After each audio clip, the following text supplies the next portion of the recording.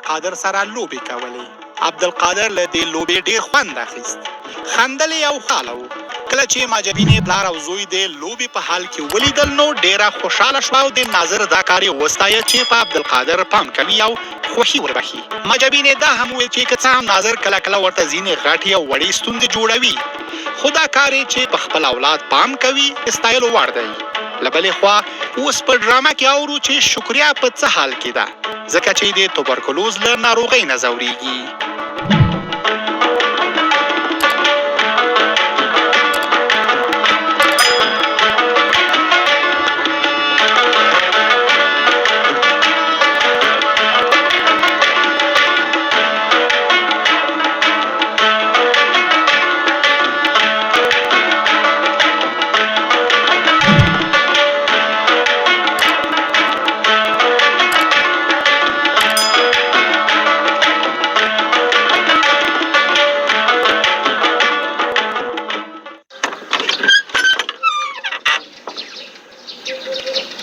مامی ستا رنگ ډېر تازه کېدل، اوس تر پخوا بیداره معلومېدل.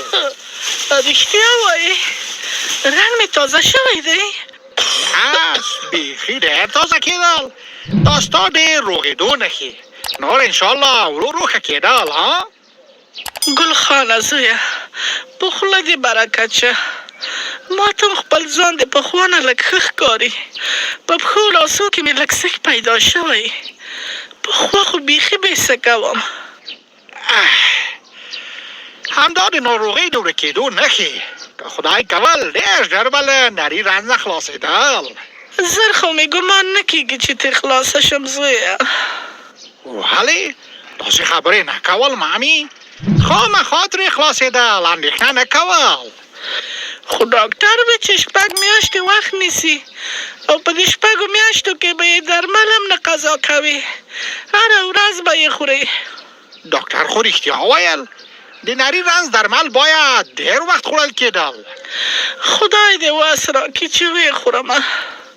آمین. که درمل نه قضا کول او په خپل وخت خوړل بیا نو ډېر ژر جوړېدل. اوکې، خو د درملو تر څنګ ښه خوراک کول او میوه خوړل هم ډېر ګټه رسول. درمل خو مې هر وخت په خپل وخت خورم زویه. ډېر ښه کار کول. هر څوک باید د ځان خیال ساتل. اوکې، تو شکیبا دې ژوندي وی راته، هر وخت مو پام را باندې کړی. نرګس دې هم خدای خوشحاله کړي چې کله مې درمل هیر شي هغه یې راته یادوي. ستا دعا زموږ لپاره تر هر څه ډېر ښه او مهمه. بله خبره دا چې ما د ولسوالۍ له بازاره تازه میوه هم درته راوړل. خدای دې په دین او دنیا کې خیر درکړي زویه.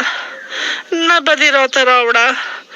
څه وخت مخکې سمیع الله جوسونه راوړي وو، هغه لا تر اوسه نه دي تمام شوي.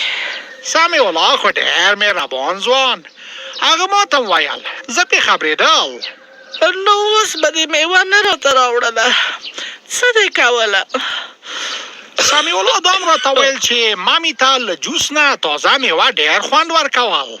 هو زویه، میوه مې خوښېږي، خو د اوس دپاره جوس وو، بیا به دې وروسته راوړې وی راته کله. خیر، تازه میوه هیڅ وخت تاوان نه کول، هر وخت ګټه کول. سمه ده زویه. بیا نو شکیبا او نرګس دوی ته ووایه چې هغوی هم وخوري. همداسې کول. ما میوه ډېره راوړل په دې خاطر چې ټوله کورنۍ خوړل. اوکې، ښه دې وکړل. تازه میوه خو یوازې د ناروغانو دپاره نه ده، ښه دی چې روغ خلک یې هم وخوري چې د ناروغیو بد شي. مامي تا څومره ښه خبره کول. میوه رښتیا هم چې د روغتیا لپاره ډېره ګټوره بلل کېدل، باید هر څوک خوړل. همداسې ده زویه. ما هم په همدې خاطر د جوس په ځای تازه میوه راوړل. جوس هم ښه، خو تازه میوه مثلا مڼه، انګور، انار یا بل شی دا ډېر ګټه لرل. ته رښتیا وایې، خو موږ یې په قدر نه پوهېږو. نو موږ او تاسې باید د خپل وطن د میوو ډېر قدر کول. دا خو هر ځای پیدا کېدل، په کلي، بازار او په هر ځای کې ونې پیدا کېدل. زه په هر لمانځه کې دعا درته کوم زویه. ځان دې ډېر راسره ستړی کړ. خدای دې په ځوانۍ برکت کړه. نو داسې نه ویل. زه له تا سره هېڅ نه ستړی کېدل. زه خو باید ستا خدمت کول. دا زما ذمهواري اوکې. ډاکټر ته دې بوتلم. د درملو په خوراک کې مرسته راسره کوې. میوې م راته راوړې. دا کارونه د هر چا په وس نه دي پوره زویه. دا په ما باندې ستا حق مامي. له دې وروسته به هره ورځ میوه درته راوړل، خو په یو شرط. په کوم شرط؟ په دې شرط چې هره ورځ به ډېره میوه خوړل، ځکه میوه بدن قوي کول او ناروغي ژر لرې کېدل او جوړېدل.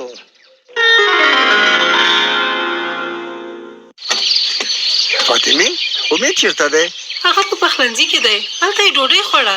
په پخلنځي کې ډوډۍ خوړه؟ هلته نو ولې ډوډۍ خوري؟ دلته خو ستا له ډاره نشي راتلی. دا خو عجیبه ده. زما له ډاره ولې نشي راتلی؟ زه څه کوم؟ درسونه یې نه دي زده کړي، کورنۍ وظیفه یې نه ده لیکلې. امیده امیده، ګوره جان دادا، امید ته غوسې مه کوه، او به حل لري. غوسه نه ورته کوم، ته اندېښنه مه کوه. امیده دلته راشه. څه وایې پلاره؟ ته یو ځل دلته راشه، په کار مې. څه دې ویل؟ دلته راشه، زما څنګ ته کښېنه، هله شه بس. دا ځای ښه دی، دلته به کښېنم. ولې امیده زما څنګ ته ولې نه راځې؟ ولې دومره لرې رانه کښېناستې؟ خپلې خوښې ته یې پرېږده جان دادا، هغه ځای یې ښه دی. ته یو ځل پرېږده چې دی په خپله ځواب ووایي. هله امیده راته ووایه. په کومه ورځ چې په ښوونځي کې د معلمانو تر مخ ووهلم، له هغه ورځې راهیسته ډېر درنه خفه یم. زه ډېر هڅه کوم چې خوشحاله شم، خو زړه مې نه خوشحالېږي. زړه ته دې وایه چې خوشحاله شي. نه خوشحالېږي. خو تا به خپل درسونه زده کول، ما به هم نه وهلې چې تا د معلمانو تر مخ نه وای شرمولی. زه خو لیونی نه وم چې وهلې به مې. پلار دې ښه وایي، دا ستا خپله ګناه ده چې په درسونو کې دې کوښښ نه کاوه. درسونه خو مې نه زده کېدل. چې ویلې دې وای خامخا دې زده کېدل، خو تا نه ویل. ټوله ورځ به دې شوخي کوله. زه خیر تېر هېر که. له دې وروسته به دواړه د دوه ملګرو غوندې سره غږېږو. سمه ده؟ زما زړه یې نه مني پلاره. ولې نه مني؟ یو دوه ورځې به همداسې یو، خو وروسته به ناڅاپه راته په قهر شي او په وړه خبره به هم راته غوسه کوي. ته پلار خبره دې منه زویه، چې بې احترامي ونه کړې، خو چې به ولې غوسه درته کوي؟ زه مې د پلار بې احترامي نه کوم، نه مې کړې ده. سمه ده، له دې وروسته زه هم خوشې غوسې نه درته کوم. بس سمه ده، زه به هم خپل درسونه وایم او خوشي خوشي به نه ګرځم. بس ژمنه ده، ته هم ژمنه وکړه. زه هم ژمنه کوم، خو اوس به خپلې کوټې ته لاړ شم، خوب راځي. اوس وختي ویده شه چې سهار وختي راجګ شي له خیره سره. سمه ده، اوس چې لمونځ وکړم دستي ویده کېږم. ښه شپه امیده ملګریه. څه یې کوې؟ کوم کار دې دی ورسره که څنګه چې ورته وایې سهار وختي راجګ شه؟ څه کار؟ سبا یې د ولسوالۍ بازار ته راسره بیایم. له ما سره به په دوکان کې وي. څه یې کوې؟ دوکان ته یې د څه لپاره در سره بیایې؟ د دې ډول غږ به سبا واورې. د امید لپاره مې ډېر ښه پلان جوړ کړی دی. د ښوونځي رخصتي به همداسې خوشې نه تېروي. دا به ډېر ښه کار وشي، خو څنګه پلان؟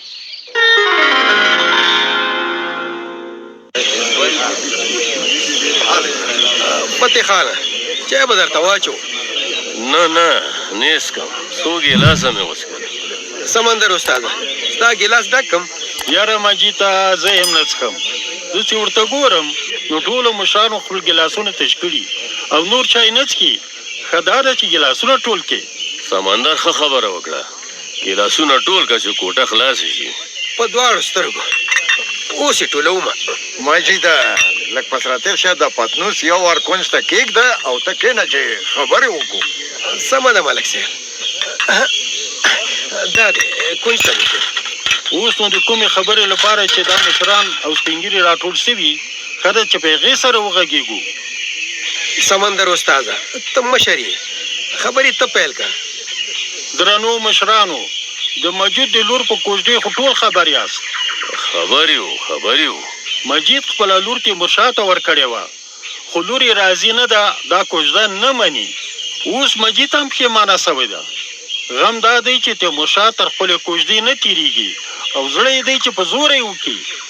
تیمورشاه هېڅ هم نشي کولی، لږ په ترتیب شي هسې مجید ډاروي. کوژده د زور کار نه دی، نه د زور نکاح په شریعت کې صحیح کېږي.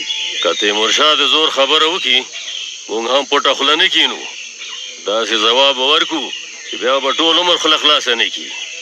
دا خو کومه وړه خبره نه ده. کوژده په زور نه کېږي، د خوښې کار دی. د نجلۍ خوښه ډېر ضرور ده. وایم فتح خانه په خوله دې برکت شه، لږ په ترتیب شه. نور که څوک وکنه وو زه در سره ولاړ یم. موږ هم در سره یو. دا ټول خلک د همدې لپاره راغلي. لږ په ترتیب شه. زه په دې کوژدې راضي نه یم. د مال مسۍ د تیمورشاه د لور په ځای څه چې آینده لمسۍ په ځای ده. تر ټولو مهمه خبره دا ده چې لمسۍ مې په خپله خوښه دا کوژده نه مني. اصلي خبره هم دا ده. زه له ټولو ورونو او پلرونو څخه په عاجزۍ دا غواړم چې د خپلو خویندو او لونو په ودولو کې ډېر ځیرک اوسئ، تر اندازې ډېر پام وکئ. هو، تر کوژدې مخکې د خپلو خویندو او لونو خوښه معلومه کئ چې راضي دي که نه. له چا سره چې خوښي او دوستي کوئ د هغو خلکو په اړه هم پوره معلومات وکئ، هسې نه چې بیا په داسې جنجالونو سر سئ. یاره سمندره، هره خبره د کاڼي کرښه ده، ژوندی دی. مجید ډېر بد کار کړی چې د خپلې لور له خوښې او خبرېدا پرته یې هغه د تیمورشاه په نامه کړې وه. لږ په ترتیب شه. یوه تېروتنه د یوه انسان ژوند ور خرابولی شي. یوازې یوه تېروتنه. زه خپله اشتباه او تېروتنه منم. ډېر غلط کار مې کړی. دا ټولې ستونزې مې له خپله لاسه راته جوړې کړي دي. د پردل په خبرو تېروتم.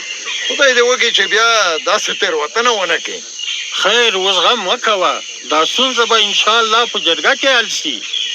په جرګه کې؟ پوه نه شوم، کومه جرګه؟ د همدې خبرې لپاره به ولایت ته ځو او د تیمورشاه له کورنۍ سره به مرکه کوو چې موږ دا کوژده ماتوو. او دې ته به یې قانع کوو چې دا کوژده په نارضایتۍ شوې ده. کومه کوژده چې د سړي او ښځې په نارضایتۍ وشي هغه سمه نه ده. سپین ږیرو او د قوم مشرانو، ستاسې خوښه ده چې ولاړ شو مرکه وکړو؟ ډېر ښه. خدای مو عزتمن لره چې دې نیک کار ته مو په ګډه سره ملا وتړله.